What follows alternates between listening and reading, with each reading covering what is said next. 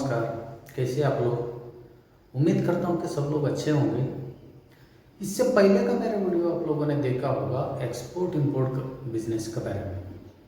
उसमें मैंने सरल भाषा में समझाया था कि एक्सपोर्ट इंपोर्ट बिजनेस क्या है और हम वो बिजनेस क्यों करें।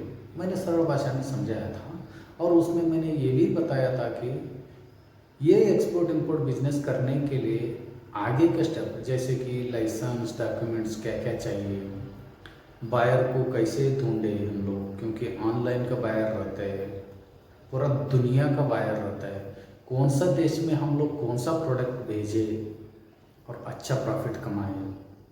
ये सब बातें किसी को भी इंटरेस्ट है तो मुझे कमेंट्स करने के लिए बोला गया था। एक्सपोर्ट इंपोर्ट बिजनेस में जिसको जिसको इंटरेस्ट है, किसी को भी इंटरेस्ट है वो लोग कमेंट्स करने के लिए बताया था। कमेंट्स में आगे का स्टेप बताना है, आप लोग सुनना चाहते हो, आप लोग बिजनेस आइडिया ये करना चाहते हो, बिजनेस करना चाहते हो तो कमेंट्स करने के लिए मैंने बताया गया था। वो वीडियो देख के बहुत सारे लोग कमेंट्स किया था कि सर आगे का स्टेप बताइए। उनका बातों का आधार पर, उनका बातों का ध्यान में रखते हुए मैंने आगे का स्टेप बता रहा हूँ कि आज का वीडियो में मैंने लाइसेंस और रजिस्ट्रेशन के बारे में आपको बताता हूँ। इससे आगे का स्टेप मार्केट में हम लोग प्रोडक्ट कैसा चुनने का, कौन सा देश में कौन सा प्रोडक्ट का डिमांड है, कौन सा देश में हमारा प्रोडक्ट को ज़्यादा पैसा है, ये हम बात करेंगे अगला वीडियो पे।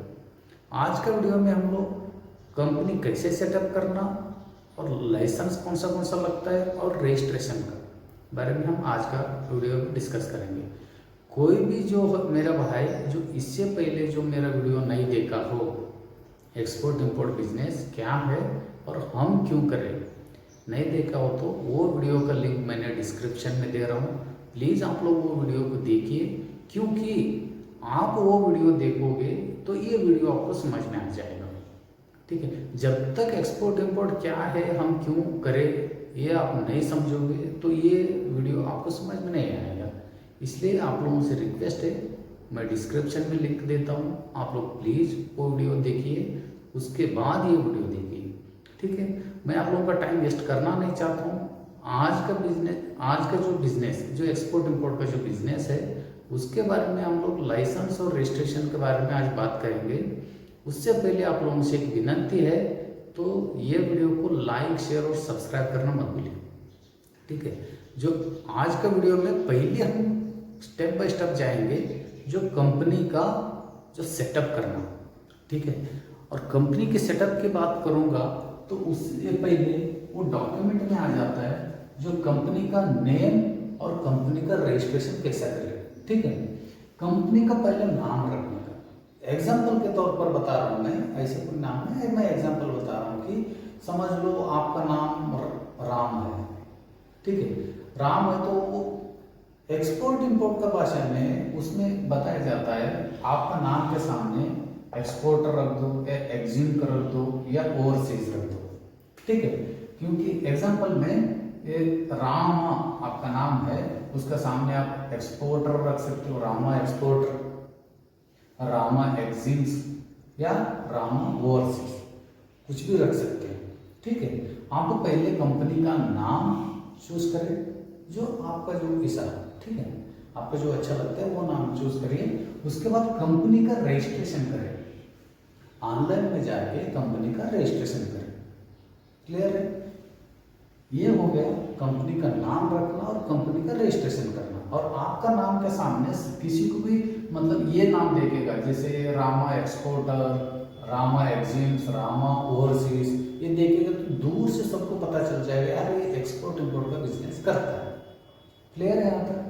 उसके बाद आप अरेंज नेसेसरी लाइसेंस, आप नेसेसरी लाइसेंस क्या है वो अरेंज कर लीजिए, वो ना इकट्ठा कर लीजिए, नेसेसरी एक्शन। हाँ ठीक है, उसमें आप मैं बता रहा हूँ एसओआई प्रॉपरशिप। एसओआई प्रॉपरशिप वो होता है जो आप अकेले ये बिजनेस करना चाहते हो, समझ रहे हो? आप अकेले बिजनेस करना चाहते हैं तो आप प्रॉपरशिप रख सकते हो। एग्जाम्पल मैं बताऊँ, रामा एक्सपोर्ट प्रॉपरशिप, रामा एग्जिम्स प्रॉपर्टशिप, रामा ओवरसीज प्रॉपर्टशिप, ऐसे आप आपका नाम के सामने प्रॉपर्टशिप रख सकते हो। उससे ये क्लियर होता है कि आप अकेले ही ये बिजनेस करना चाहते हो। नहीं तो आप पार्टनरशिप में करना चाहते हो तो आपका वही सेम रामा एक्सपोर्ट पार्टनरशिप, ठीक है, उसमें ना पार्टनरशिप भी आप कर सकते हो। इसमें आपको अंतर बता रहा हूं मैं। आप अकेले प्रॉपरशिप में मतलब उतरोगे, मतलब आप अकेले ये बिजनेस करना चाहते हो तो आपको आगे का लाइसेंस में या बायर आपके ऊपर ज्यादातर विश्वास नहीं करेगा, क्योंकि अकेला संभाल पाएगा या नहीं पाएगा ऐसा कुछ डाउट रहेगा। जेन्युइन बायर जो होता है थोड़ा बहुत डाउट करता है, क्योंकि पहला आपका एक्सपोर्टर टाइम पे पहले आप फ्रेशर रहते हो, उस समय आपके ऊपर डाउट कर सकता है। ये नहीं बोलता हूँ करेगा, ये नहीं बोल रहा हूँ, कर सकता है। इसलिए प्रॉपरशिप में आप पहले मत उतरे। जब तक आप पूरा इस बिजनेस में स्टैंड नहीं होगे तब तक आप पार्टनरशिप में भी करिए। पार्टनरशिप के बाद 1 साल 2 साल आप करोगे तो फिर आप डिवाइड होकर आप खुद का अपना कंपनी बना सकते हो। ये मेरा राय है, ठीक है, ये कंपलसरी नहीं है, मेरे को ऐसा लगता है। पहले आप फ्रेशर हो इसलिए आप अकेला मत उतरिए, आप ना पार्टनरशिप के साथ उतरिए, ठीक। उसके बाद आप LLP का लाइसेंस ले सकते हो, प्राइवेट लिमिटेड लाइसेंस ले सकते हो, या लिमिटेड कंपनी आगे ले सकते हो, मतलब इसका नाम के सामने आप आगे लगा सकते हो, ठीक है। ये लाइसेंस लेके एग्जाम्पल बता रहा हूँ, Rama exporters private limited, Rama exims limited company, हाँ, ऐसे आप कुछ भी LLP या कुछ भी रख सकते हो, ठीक है। मैं ये समझता हूँ आपको ये 2 बातें क्लियर हो गया। कौन सा कंपनी को नाम रखना, कंपनी रजिस्ट्रेशन करना, और दूसरी बात आप कौन सा रखना चाहते हो, मतलब आप अकेले उतरना चाहते हो बिजनेस में या पार्टनरशिप में उतरना चाहते हो, या LLP पे रखना चाहते हो, या प्राइवेट लिमिटेड या लिमिटेड कंपनी, जो भी है आप रख सकते हो। इससे आपको लाइसेंस मिल जाएगा फटाफट, क्योंकि आजकल सब ऑनलाइन है। ऑनलाइन पे लाइसेंस आपको देरी नहीं होगा, ठीक है, आपको लाइसेंस मिल जाएगा। मैं समझता हूँ कि ये 2 बातें क्लियर हो गए। अभी तीसरी बात ये है कि आपके पास ना करंट अकाउंट होना चाहिए। करंट अकाउंट उस बैंक में होना चाहिए जो नेशनलाइज्ड बैंक हो। नेशनलाइज्ड में मैं सरल भाषा में आपको बताता हूँ, उस बैंक में फॉरेन जो फॉरेक्स करेंसी रहता है, मतलब दूसरा देश का जो करेंसी रहता है, एग्जांपल डॉलर है, समझ लो USD डॉलर है, जो भी है, उस बैंक में ट्रांजैक्शन होना चाहिए, होता है।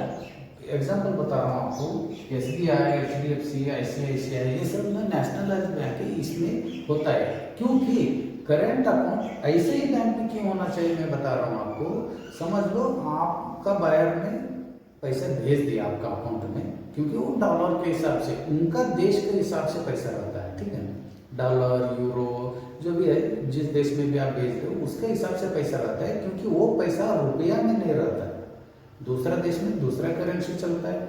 वो आपका अकाउंट में आया तो यहाँ का बैंक वो पैसे को सडनली रिन्यू करके इंडिया का मनी, इंडिया का जो रुपया है उसमें तब्दीली करके फटाफट देना चाहिए, ताकि आपका काम भी, अगला जो भी है आपका काम फटाफट हो जाएगा।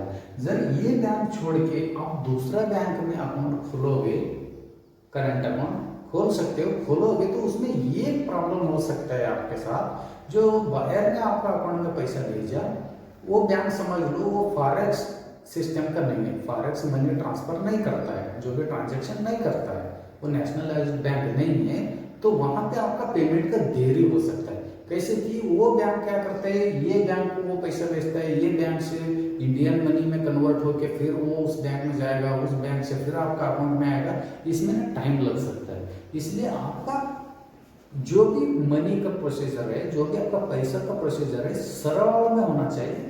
इसलिए आप ये बैंक जो है नेशनलाइज्ड जो बैंक है वहीं पे आप करंट अकाउंट खुलवाइए, ये है बेटर रहेगा, ठीक है। मैं समझता हूँ कि कंपनी का नेम और जो नेसेसरी जो डॉक्यूमेंट है वो, नेसेसरी लाइसेंस का वो, और जो करंट अकाउंट का आपका जो अकाउंट का, ये तीनों बातें मैं समझता हूँ आप लोगों को समझ में आया होगा। जो भी डाउट रहेगा मुझे कमेंट्स करके बताइए।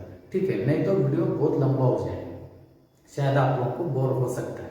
इसलिए मैंने आपको जो जानकारी मेरे हिसाब से दिया हूँ, जो आपको जरूर समझ में नहीं आया तो प्लीज़ मुझे कमेंट्स करके बताइए, मैं आपको उस दूसरा वीडियो बनाता हूँ, नहीं तो आपको कमेंट्स में आपको पूरा तसल्ली होने लायक मैं रिप्लाई देता हूँ। ठीक है, अभी हम चलते हैं लाइसेंस के बाद, जो लाइसेंस क्या क्या लगता है और कैसे कैसे निकालना है। ठीक है, ये सब ऑनलाइन प्रोसीजर है, आपको बिल्कुल देरी नहीं होगा, आप घर बैठे भी कर सकते हो, नहीं तो आप साइबर कैफे से भी कर सकते हो, नहीं है वहाँ से भी नहीं है तो आप सीए को पकड़ सकते हो, चार्टर्ड अकाउंट है उसको आप पकड़ोगे, आपका पूरा वो करके दे देगा, आपको बिल्कुल ये करने की जरूरत नहीं, लेकिन वो उसका फीस लेगा, वो करके देगा। पहली बार मैं फर्स्ट जो क्या क्या लाइसेंस लगते हैं उसके बारे में बात करेंगे।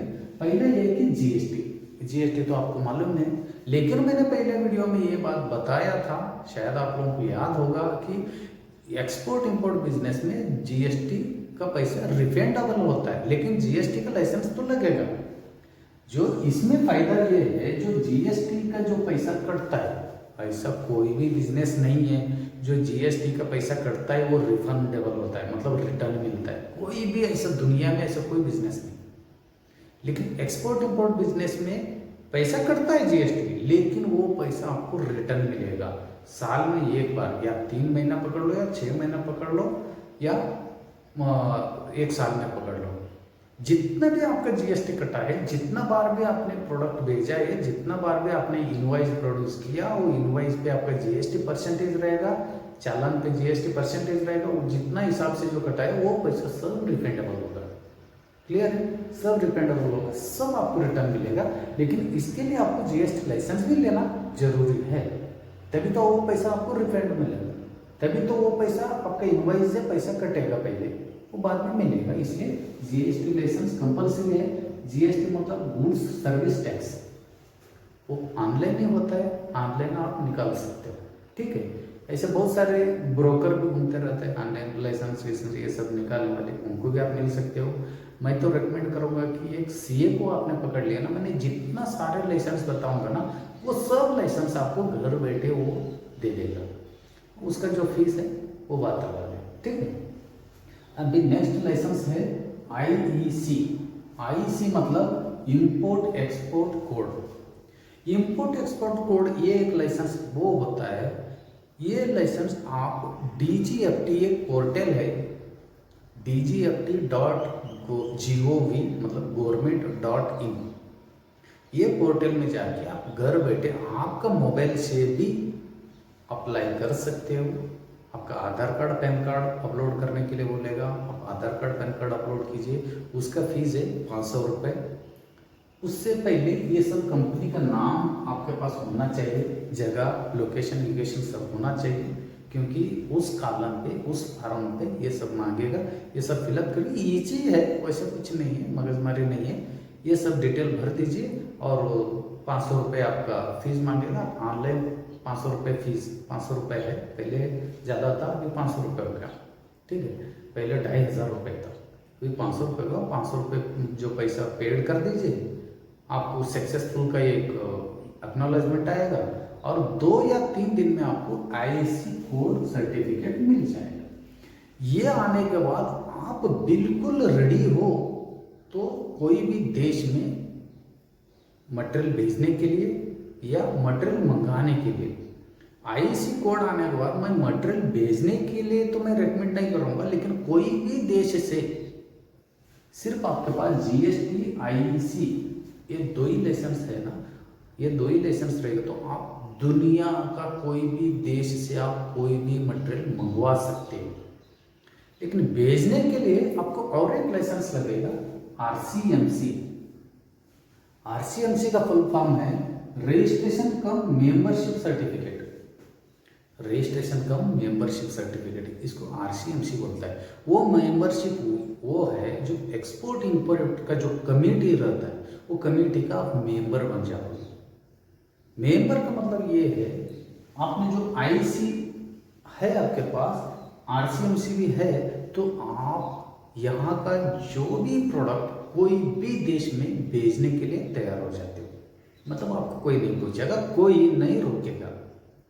इसलिए ये 3 लाइसेंस जीएसटी, आईसी, आरसीएमसी, ये 3 आपके पास है तो इंडिया का कोई भी मटेरियल, कोई भी प्रोडक्ट, दुनिया का कोई भी देश में आप बेच सकते हो। ठीक है, इसलिए ये 3 लाइसेंस बहुत ही जरूरी है। और जो बाकी और 1-2 लाइसेंस लग जाता है, लेकिन वो अलग अलग देश के ऊपर निर्भर है और आप कौन सा प्रोडक्ट वो देश में भेज रहे हो, वो प्रोडक्ट के ऊपर निर्भर है। ठीक है, इसीलिए वो लाइसेंस के बारे में आप बाद में बात करेंगे। कब बात करेंगे? आप मार्केट में जो कोई भी मटेरियल चूज करना है, मार्केट में समझ लो ये पेन आपको ये देश में भेजना है, मार्केट में ये पेन का आप तलाश कर रहे हो, ये पेन आपको ढूंढा, तो उस हिसाब से अगला देश में ये पेन के लिए अलग से लाइसेंस रहेगा तो मैं बताऊंगा, क्योंकि वो जो है प्रोडक्ट के ऊपर डिपेंड है। वो लाइसेंस के बारे में हम अगला वीडियो में बात करेंगे। ठीक है, अभी मैं समझता हूँ जीएसटी, आईसी, आरसीएमसी आप समझ गए होंगे क्या क्या है और कैसे कैसे निकलना। अच्छा, जो आईसी जो है वो डीजीएफटी का जो यहाँ पे लिंक है dgfc.government.in, वहाँ पे जाके आप अप्लाई कर सकते हो। आरसीएमसी भी है, ऑनलाइन अप्लाई कर सकते हो, कोई दिक्कत नहीं। वही सेम आईसी जैसा ही एक एप्लीकेशन फॉर्म भरना पड़ता है, ऑनलाइन आप भर दीजिए, हो जाता है। ठीक है, और एक मेन बात ये है कि यार जो आप एक वेबसाइट बनाना पड़ेगा। वेबसाइट इसलिए कि आप समझ लो अमेरिका में एक बायर है, अमेरिका में आपको ये पेन भेजना है। ठीक है, भेजना है तो वो पेन वो देखना पड़ेगा ना उसको पहले। वो कैसे देखेगा? आपका वेबसाइट में जाएगा, वेबसाइट को ऐसे डेकोरेट कीजिए, उसमें अच्छी तरह से प्रोफाइल बनाइए, अच्छी तरह से पेन का जो इमेजेस, अलग अलग टाइप के इमेजेस लगाइए। ठीक है, अलग अलग टाइप के इमेजेस लगाइए, इसके बारे में कुछ डिस्क्रिप्शन लिखिए, ये पेन ऐसा है, ऐसे क्वालिटी का है, इतना दिन चलेगा, ये है वो है, इसके बारे में थोड़ा जानकारी बताइए। आप लोगों को मालूम नहीं होगा, जो अमेजॉन, जो मीशो, फ्लिपकार्ट से जो भी आप मटेरियल, मतलब जो भी आप मटेरियल लेते हो, जो भी प्रोडक्ट आप मंगवा लेते हो, तो समझ लो एक शर्ट आपने मंगवाया, वो शर्ट के बारे में सब कुछ डिस्क्रिप्शन में लिखा हुआ रहता है। ये शर्ट ऐसा है, मतलब ये ऐसा क्वालिटी का है। ठीक है, ये सब कॉटन है, जो भी है ये है, सब कुछ उसमें लिखा हुआ रहता है। वैसे आप भी ये पेन के बारे में डिस्क्रिप्शन में आराम से लिख दीजिए। ठीक है, वो डिस्क्रिप्शन भी चेक करेगा और डिजाइन चेक करेगा। आपका वेबसाइट पे जाके आपका जो प्रोडक्ट का डिस्क्रिप्शन देखेगा और इसका प्राइस भी उसमें लिख दीजिए। समझ लो प्राइस के बारे में, चलो मैं अभी बता रहा हूँ आपको। यहाँ एग्जांपल इंडिया में ये, मतलब मैं कोई भी शहर का, कोई भी राज्य का लेकर नहीं चल रहा हूँ, पूरा इंडिया की बात कर रहा हूँ। चाहे आप कोई भी राज्य का क्यों ना हो या कोई भी शहर का क्यों ना हो, ये पेन आपको समझ लो 10 रुपये में मिलता है, लेकिन वहाँ पे प्राइस में आपको 50 से 60 रुपये लिखना है, क्योंकि यहाँ पे आपको ट्रांसपोर्ट का भी खर्चा होता है और ये प्रोडक्ट में ट्रांसपोर्ट, पैकेजिंग, ये सब मिला के आपको मिनिमम और 10-20 रुपये खर्चा होगा। ठीक है, इसलिए आप इसको 50 रुपये रेट लगाओगे, आपका ट्रांसपोर्ट का और जो आपका पेन का रेट का हिसाब से 20 रुपये आया, तो बायर भी आपको 5 से 6-7 रुपये कमी कर सकता है। मिनिमम उसने 10 रुपये भी कमी किया, उसने 40 रुपये में आया, आपका 20 रुपये बन रहे सब कुछ और 40 रुपये में आया, तो ये पेन के हिसाब से आपको 100%, मतलब 20 रुपये खर्चा और 20 रुपये आपको प्रॉफिट होने वाला है। इसलिए बायर थोड़ा बहुत कमी भी किया तो भी कोई दिक्कत नहीं होना चाहिए, लेकिन जो पेन का जो रेट है आपको ऑनलाइन में सब कुछ मिल जाएगा। कौन सा प्रोडक्ट कौन सा देश में कितना पे बेचने का है, सब मिल जाएगा आपको। आप ऑनलाइन भी गूगल में जाकर आप सर्च कर सकते हो, इसलिए पेन का प्राइस भी वहाँ पे लिख दीजिए। ठीक है, और प्राइस लिस्ट हो गया आपका। प्रोफाइल, प्रोफाइल भी बढ़िया सा बनाइए, आपका जो नाम और जो भी कंपनी का नाम और रजिस्ट्रेशन जो नाम लिखे हो, ठीक है, आपका कांटेक्ट नंबर, कुछ डिजाइन से, ये सब ना सीए को आपने ये काम सौंप दिया ना, उसने बढ़िया तरीके से आपको बना के दे देगा। ठीक है, इसमें कोई दिक्कत नहीं है। डॉक्यूमेंट इतना ही लगेगा, लाइसेंस इतना ही लगेगा। आप इतना लोगे तो आप बिल्कुल तैयार हो कि हमारा देश का जो भी प्रोडक्ट है कोई भी देश में, दुनिया का कोई भी देश में भेजने के लिए, बेचने के लिए अच्छा क्वालिटी का, अच्छा प्राइस से बेचने के लिए आप बिल्कुल रेडी हो। इसमें किसी को भी कुछ भी डाउट है तो प्लीज़ मुझे कमेंट्स करके मुझे बताइए, और उसका मैंने कमेंट्स का रिप्लाई मैंने अच्छी तरह से दे दूंगा। बिल्कुल आपको डाउट नहीं होगा, ऐसा दे दूंगा। नहीं फिर भी ज़्यादा ही डाउट है तो मैं फिर एक बार वीडियो में आके आपको क्लियर कर दूंगा। मेरा मकसद यही है, कमी रेट पे कमी पैसे से ज़्यादा पैसे कमाना, और एक्सपोर्ट इंपोर्ट में ये आपका सपना पूरा होगा, 100% होगा, क्योंकि इसमें पैसा भाई ज़्यादा बहुत है पैसे इसमें। ठीक है, पूरा महीने में आपने 15 दिन भी काम किया ना, पूरा महीना आपको काम करने की जरूरत नहीं। 15 दिन में आपने सिर्फ 2 कंटेनर 2 बार आपने प्रोडक्ट भेजा दूसरा देश में, भाई पूरा महीना भी आप आराम से सो सकते हो। पूरा महीने का नहीं, उससे ज़्यादा आपको पैसे मिले, क्योंकि ये बिजनेस ही ऐसा है। क्योंकि दूसरा देश के साथ हम टाई अप हो जाता है तो वहाँ उस देश में हमारा प्रोडक्ट का रेट डबल हो जाता है। जब डबल हो जाता है तो डबल प्रॉफिट। मैं इसलिए वो पहले का वीडियो में आपको एक एग्जांपल बताया था। ऐसे बहुत सारे लोग हैं, यहाँ का सब्जी, इंडिया का सब्जी दुबई का मार्केट में जाके रिटेल में बैठ के बेचता है। समझो, दुबई का मार्केट में जाके बेचता है। जितना भी प्रोडक्ट लेके गया सब बिकने के बाद उसके लिए उसको 3-4 दिन लगने दो, 1 हफ्ता लगने दो, 10 दिन लगने दो, उसके बाद फिर वो वापस आ जाता है सिर्फ एक पासपोर्ट से। समझ रहे? आप नहीं है, डाउट है, आप गूगल में सर्च कर सकते हो।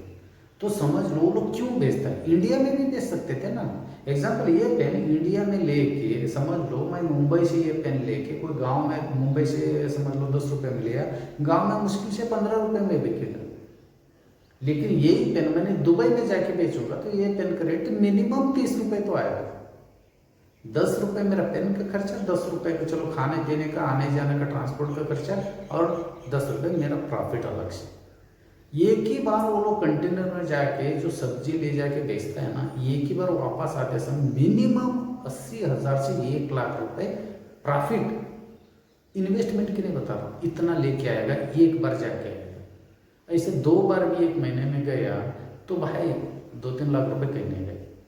इसलिए मैं आपको रेकमेंड करता हूँ, इससे इस रिलेटेड में भी, एक्सपोर्ट इंपोर्ट बिजनेस का रिलेटेड कुछ भी डाउट है तो मैं हूँ आपके साथ। ठीक है, और मेरे साथ भी आप लोग चाहिए, ये बिजनेस में आप उतर जाएंगे। इसमें बहुत पैसा है और आप आराम से भी कर सकते हो।